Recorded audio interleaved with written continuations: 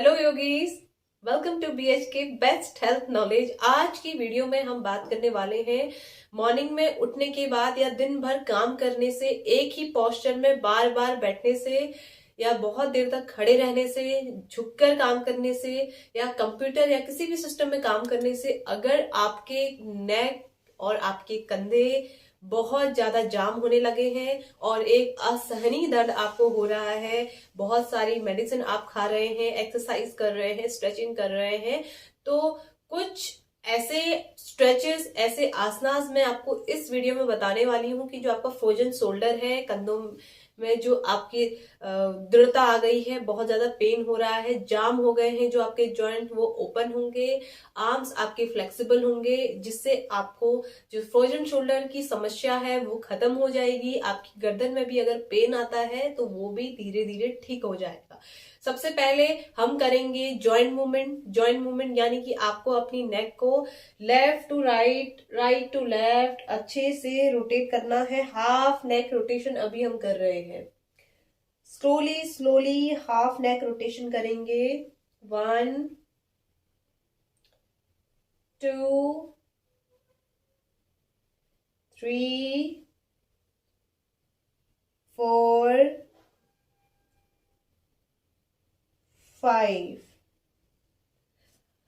इस तरीके से आप 5 to 15 टाइम करें। उसके बाद अपने हाथों को प्रिपेयर करेंगे। उसके लिए आप अपनी रिस्ट को इस तरीके से रोटेट करें। अंदर आपका जो फिंगर है, इस तरीके से मुठ्ठियां आपको कभी नहीं बनानी है। जो आपकी फिंगर है वो अंदर जाएगी और अंदर जाने के बाद अच्छे से मुठ्ठियां बनानी है टाइट। अब यहाँ रोटेशन आपको करना है। फिंगर आपकी अंगूठा अंदर चले जाएगा और बाकी के फिंगर से इस तरीके से लॉक हो जाएगा, तो अच्छे से स्ट्रेच आएगा आपके आर्म्स में और अच्छे से आपकी मसल्स खुलने लगेंगी। इसी तरीके से क्लॉकवाइज करेंगे, फिर एंटी क्लॉकवाइज करेंगे। एंटी क्लॉकवाइज करने के बाद आपको एक चीज का ध्यान रखना है कि हमेशा अपने जो स्पाइन है उसको बिल्कुल सीधे रखें। किसी भी प्रैक्टिस या किसी भी आसन को आप कर रहे हैं, इस तरीके से जो आपका स्पाइनल कॉर्ड है वो बिल्कुल सीधा रहना चाहिए। इस तरीके से झुक के प्रैक्टिस नहीं करेंगे, आपका पोस्चर उससे खराब हो जाएगा। वैसे ही अगर आपका फ्रोजन शोल्डर है, कंधों में दर्द रहेगा, तो आपको वैसे भी बहुत ज्यादा जरूरी है आपके लिए कि आप कोशिश करें कि इस तरीके से सीधे बैठें। अपने चेस्ट को रोल बैक करके हमेशा पीछे बैठना है। फिर से देखेंगे, हमेशा ऐसे चेस्ट को आगे की तरफ करके नहीं बैठे, कमर सीधी रखें और हमेशा कंधों को रोल बैक करके पीछे, ताकि आपके कंधे और गर्दन बिल्कुल सीधे रहे। और ये बिल्कुल नॉर्मल है दिखने में, आपको बस कंफ्यूजन नहीं रखना है कि आप इस तरीके से ना बैठ के, नॉर्मली जितने भी लोग होते हैं वो ऐसे ही बैठते हैं। आपको क्या करना है, स्पाइन सीधे करके हल्का सा कंधों को पीछे करके एडजस्ट करके बैठेंगे, तो एक एक्सेसिव स्ट्रेच, प्रेशर ब्लड का नीचे की तरफ बनेगा, जो आपके लिए बहुत ही कंफर्टेबल आपको फील कराएगा। चलिए एक्सरसाइज की ओर बढ़ते हैं। बैठने का तरीका आपका यही है। करना आपको क्या है, एक लंबी गहरी ब्रीथ लेनी है। सांस लेते हुए हाथों को पूरा हेड के ऊपर ले जाएंगे, धीरे धीरे गर्दन को भी ले जाएं और ऐसे ही हाथों को आगे की तरफ खींचते हुए। पूरा जो प्रोसेस है वो ब्रीदिंग के साथ आप करने वाले हैं। ब्रीदिंग कैसे होगी, इनहेल अप, सांस लेते हुए हाथों को पूरा ऊपर, धीरे धीरे अपनी गर्दन को ऊपर की तरफ, और again exhale down. Same process repeat करना है। कंधों को खींचते हुए आगे की तरफ लाएंगे और अपनी चिन को नीचे लॉक कर देंगे। आप चाहें तो इस तरीके से सुखासन में बैठ के प्रैक्टिस कर सकते हैं। अगर आपके कोई घुटनों में तकलीफ है या काफ मसल्स में आप फोल्ड करके नहीं बैठ पाते हैं, तो सुखासन आपके लिए बेस्ट ऑप्शन है।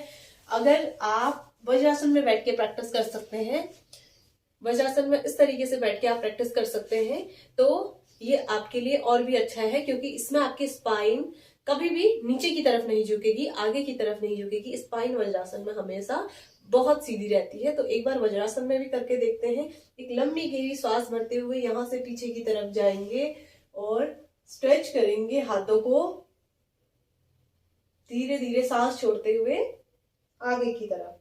आगे की तरफ जब आर्म्स को ले आएंगे तो चिन को भी अपनी लॉक करेंगे, अपनी ठुड्डी को नेक के पास में लॉक करेंगे।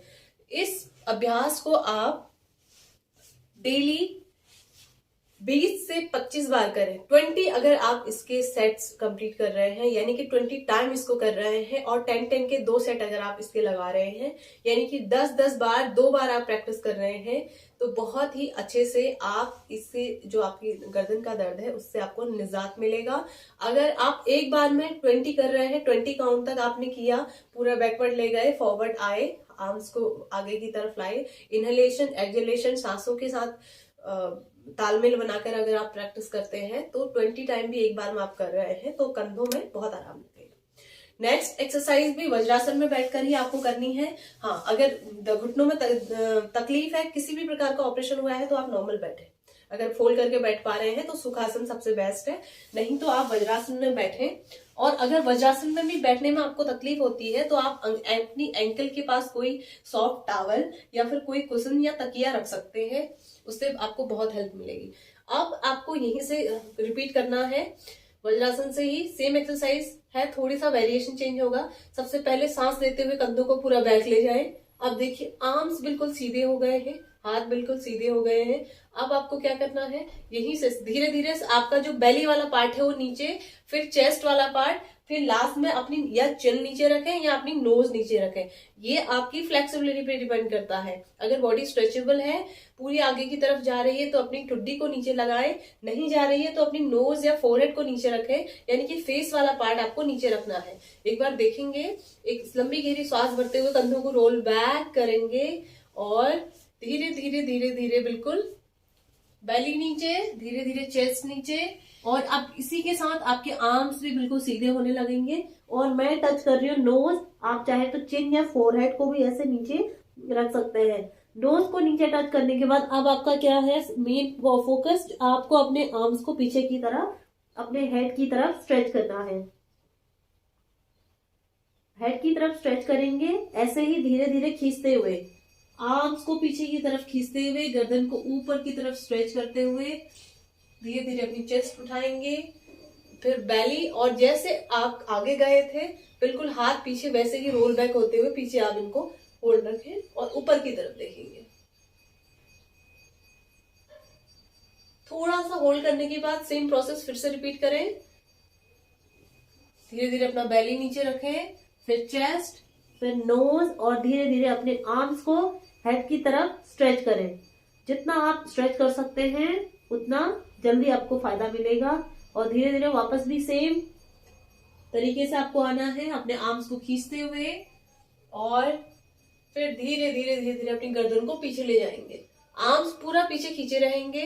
इस बात का आपको ध्यान रखना है कि आर्म्स को आपको बेंड नहीं करना है इस तरीके से, ना ही ज्यादा नीचे की तरफ करना है, पीछे खींचे हुए रहेंगे, और फिंगर आपकी क्रॉस है, बस उनको लॉक रखना है इस तरीके से। और एक चीज का इसमें आपको ध्यान रखना है, अगर आपकी सर्वाइकल है सीरियस, तो आपको गर्दन को ज्यादा पीछे की तरफ नहीं ले जाना है। ऐसे गर्दन में किसी भी टाइप का ओवर स्ट्रेच इस एक्सरसाइज में आपको नहीं देना है। फ्रोजन शोल्डर है, नेक पेन है, किसी भी टाइप का, अगर मिडिल बैक में आपका बहुत ऐसे जाम सा आपको महसूस होता है कि बीच का जो कमर वाला ये हिस्सा है, ये वाला हिस्सा अगर आपको लगता है कि बहुत ज्यादा जाम हो रहा है, आपने बहुत सारी चीजें देख ली हैं, आप एक्सरसाइज कर रहे हैं, नहीं हो रहा है, तो इसमें ये डेफिनेटली आपको बहुत ज्यादा हेल्प करेगा।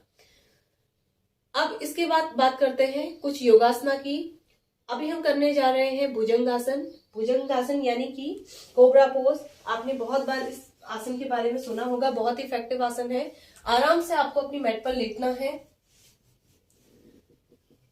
अब यहां से अपने दोनों हाथों को चेस्ट के बिल्कुल पास रखना है, पैरों को बिल्कुल खींचा हुआ रखेंगे, और एक लंबी गहरी सांस भरते हुए पीछे की तरफ देखेंगे।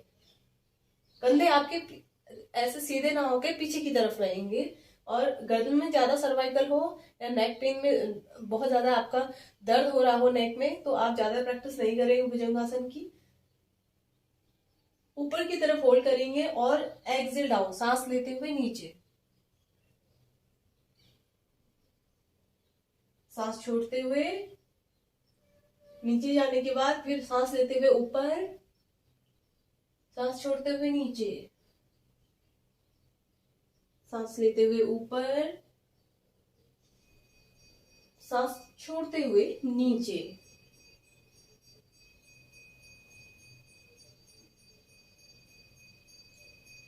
अच्छे से इस प्रैक्टिस को आप डेली 20 to 25 टाइम, इससे जितनी भी एक्सरसाइज मैंने आपको बताई सबको आपको 20 काउंट तक करना है, यानी कि 20 राउंड तक जैसे आप काउंट करते हैं 1 2 3, ऐसे 20 तक काउंट करते हुए आपको प्रैक्टिस करनी है, यानी कि 20 काउंट तक ये प्रैक्टिस करनी है। बहुत ही अच्छा इसका रिजल्ट आपको देखने को मिलेगा। नेक्स्ट एक्सरसाइज है गौमुखासना। गौमुखासन यानी कि काउ फेस पोज, बहुत इफेक्टिव है। जिनके कंधे जाम रहते हैं, कंधों में अकड़न रहती है, इस तरीके से पैरों की जो कंडीशन है वो काव फेस की तरह बनेगी, गाय गौमुख की तरह बनेगी। गाय के मुख के आकार की आपकी आकृति बननी है पैरों की। दूसरा पैर हिप के पास में और ऊपर वाला पैर भी हिप के पास में जाएगा, पूरा पीछे, इस तरीके से बिल्कुल ब्यूटीफुल पोस्चर आपको करना है। स्टार्टिंग में अगर आपको करने में दिक्कत होती है तो पैर अगर यहाँ भी आ रहा है तो आपको प्रैक्टिस करनी है, छोड़ना नहीं। अब आपको क्या करना है, जैसे अभी राइट लेग ऊपर रखा है, दाहिना पैर मेरा ऊपर है, तो आपको अपना दाहिना हाथ भी ऊपर रखना है। हमेशा एक चीज का ध्यान रखेंगे, जब भी आपका पैर ऊपर होता है उसी साइड का आर्म्स भी आपको ऊपर करना है, उसी साइड का हाथ भी। आप धीरे से यहाँ से हाथ को आप सपोर्ट देंगे पीछे रखने के लिए, और दूसरे हाथ से नीचे से अपने हाथ को लॉक कर लेंगे। इस तरीके से गर्दन सामने की तरफ रहेगी। 3 से 4 सेकंड होल्ड करेंगे और धीरे धीरे सबसे पहले अपने हाथों को खोलेंगे और फिर पैरों को खोलेंगे, इस तरीके से बिल्कुल अच्छे से रिलैक्स फील करेंगे। एक बार आप बैक साइड से इसकी प्रैक्टिस देखें। अभी हमने अपने लेफ्ट लेग को ऊपर रखा हुआ है, बायां पैर हमारा ऊपर है, बायां पैर ऊपर है तो हम अपने बाएं हाथ को भी ऊपर रखेंगे। यहां से आपको दूसरे हाथ से सपोर्ट देना है कि आपका हाथ थोड़ा सा पीछे चले जाए, आपको हेल्प हो जाए, और उसके बाद जो दूसरा हाथ है उससे आपको होल्ड करना है।